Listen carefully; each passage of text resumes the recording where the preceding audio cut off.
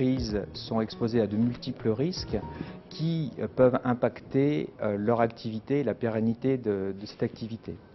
On peut regrouper les principaux risques en plusieurs familles. Le premier concerne tout ce qui est lié aux dommages aux biens.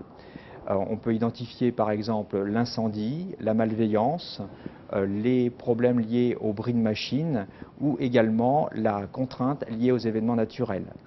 La deuxième grande famille porte sur les risques liés aux personnes par rapport aux accidents du travail, aux maladies professionnelles, aux accidents de trajet également, et à la perte de savoir-faire en fonction de la fidélisation des collaborateurs.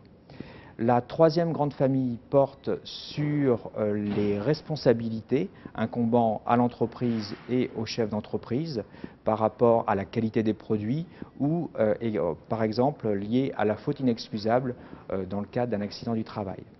La quatrième grande famille porte sur les risques financiers auxquels l'entreprise est exposée et qui peuvent impacter directement ou indirectement la pérennité de l'activité.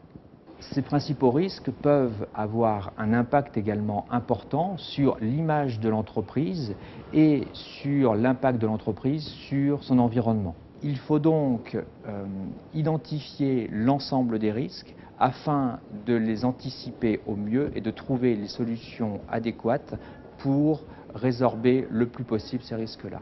Une des solutions étant le transfert vers l'assurance d'une partie de ces risques.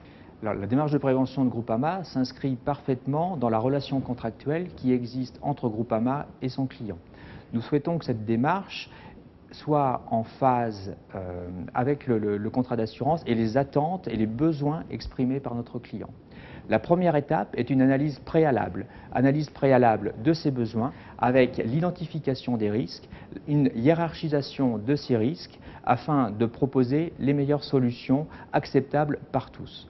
La seconde étape est l'assistance et le conseil, la formulation de recommandations, de préconisations visant à améliorer le niveau de sécurité et de sûreté des établissements rencontrés ou en intégrant une politique de prévention, une véritable culture du risque, de gestion des risques au sein de l'entité concernée.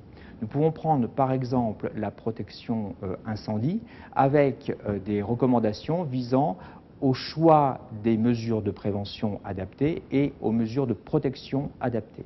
Également, nous pouvons prendre comme exemple la prévention automobile avec la formation des conducteurs appartenant soit à l'entreprise, soit à la collectivité. La troisième étape, qui est une étape importante pour Groupama, c'est que cette démarche de prévention engendre un suivi et un accompagnement de proximité pour nos clients. Il y a une relation directe qui s'établit entre les préventeurs de Groupama, que ce soit des préventeurs intervenant au niveau régional ou au niveau national, véritable relation de suivi et de partenariat qui nous permet d'avoir une relation privilégiée avec nos clients.